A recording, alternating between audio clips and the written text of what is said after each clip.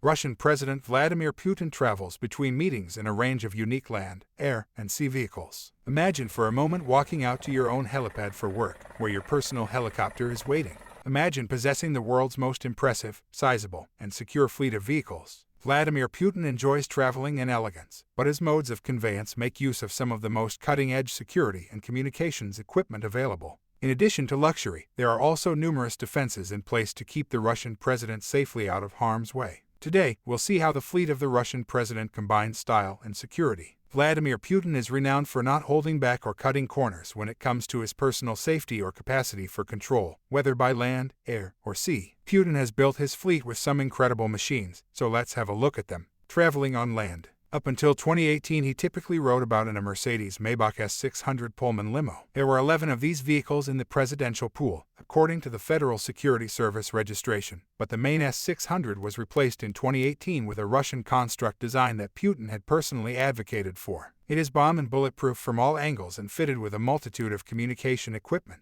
The Russian presidential state automobile is one of the most opulent and technologically advanced on the planet.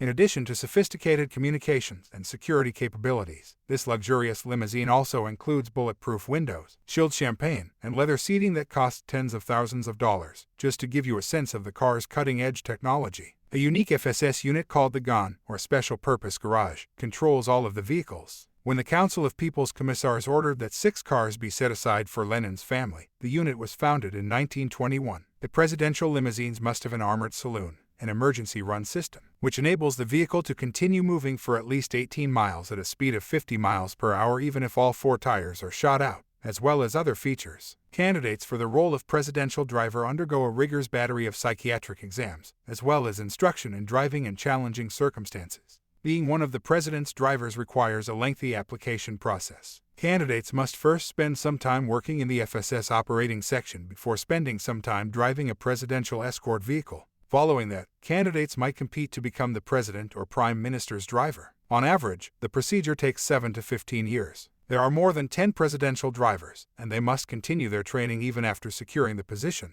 Each driver is required to attend a training session at least once each week. Driving on a training simulator that replicates ice, a water barrier, and an explosion are 2 of the required training drills. When he doesn't have a driver, Putin has been known to occasionally take the wheel himself. He is rumored to own around 700 high-end vehicles, ranging from his pricey limousine to extreme off-roaders. Some of his cars include a Lada Vesta sedan, a Lada Niva 4x4, and his Mercedes ML 500 limousine. These automobiles are merely a glimpse of what his large garage has to offer, even though they are less frequently used than his state vehicle. Traveling by air. Putin has a helipad in the Taynitsky Garden in the Kremlin, where he flies on primarily Russian Mi-8 helicopters. It was installed in October 2012. Putin was not the first president to land on a helipad in the Kremlin. President Boris Yeltsin's helicopters made their landing on Ivanovo Square, but it was decided that the vibrations from the helicopters could harm the Kremlin's ancient architecture, so the helipad was moved. The Presidential Affairs Administration is in charge of a whole flight group. The organization arranges transportation for the Russian Patriarch,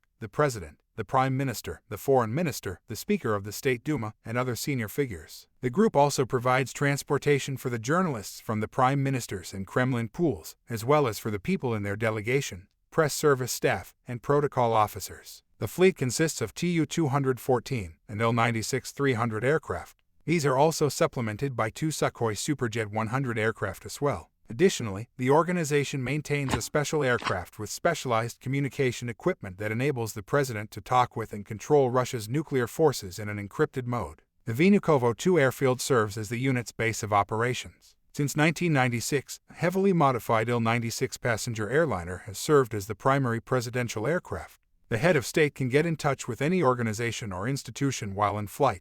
He is also capable of leading conference calls or intercontinental calls. Additionally, although it hasn't been necessary yet, the plane is equipped to allow the president to serve as the supreme commander of the armed forces. 4 Russian-made Aviadvigatel PS-90A engines power the substantially modified Ilyushin Il-96 that serves as Russia's presidential aircraft.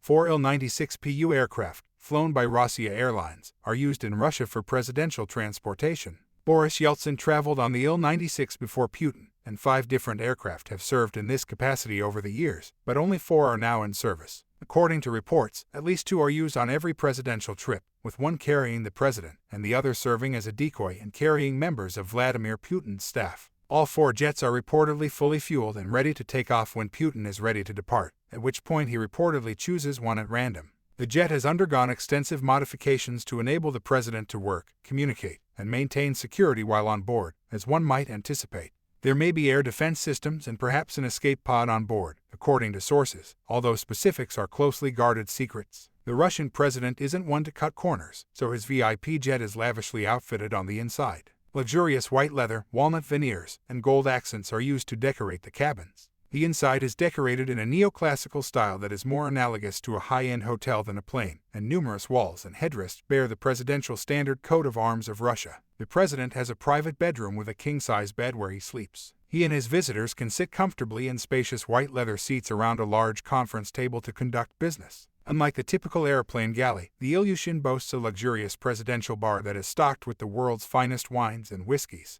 Throughout the aircraft, there are additional lounge and seating sections, some of which can serve as guest sleeping quarters. Even a completely functional gym is available on the aircraft. The presidential restroom, though, is the glistening jewel. The spacious bathroom is outfitted with a bidet, a gold-plated toilet seat, and a gold sink. Most home bathrooms would be embarrassed by it. The extravagant choice of the Russian president's jet has drawn criticism, which many Russians consider to be a bit excessive. In spite of this, Putin continues to use the Flying Kremlin as his primary international travel vehicle, and considering all the luxury it offers, it's probably his favorite as well. Under and over the sea, the Presidential Affairs Administration's resources for traveling by sea include 3 ships, at least 7 boats, and 3 or 4 yachts. Putin enjoys making a statement with his 260-foot super yacht, named Graceful. It includes a 24-person crew, 6 opulent cabins, and 2 extraordinary VIP staterooms. Sevmesh originally constructed the $100 million pleasure yacht in Russia. There are plush white marble bathrooms, shiny smooth surfaces, and soft cushioned sofas, with interiors and exteriors created by H2 Yacht Design. One office has a desk faced by a beautiful painting of a sailing boat and what appears to be an abundance of bookshelves. Alexei Navalny, the leader of the Russian opposition, has fueled online rumors that Vladimir Putin has a nearly $1 billion superyacht in Italy. The online speculation on the ownership of the Scheherazade, which led many people to believe it might be owned by Putin, is still unfounded. Guy Bennett Pierce, the British captain of the $700 million superyacht, has categorically denied that Putin is the owner. The ship is currently dry docked at a facility owned by NCA Refit in Carrara, Italy. Putin also owns the Olympia, a 57-meter yacht constructed by the Dutch shipyard Feedship in 2002, and the Czechia, a 54-meter yacht constructed in Turkey by Turquoise Yachts in 2009. Czechia is Russian for seagull. Putin used a bathyscaphe to check the Byzantine ship that was submerged in the Black Sea, although this boat belonged to the Russian Geographical Society. Well guys, we hope you enjoyed the video. If you haven't done it already, please tap that like button and hit subscribe, as we really appreciate it and it helps us to bring out more content that we know you love. Thank you for watching Luxury Living.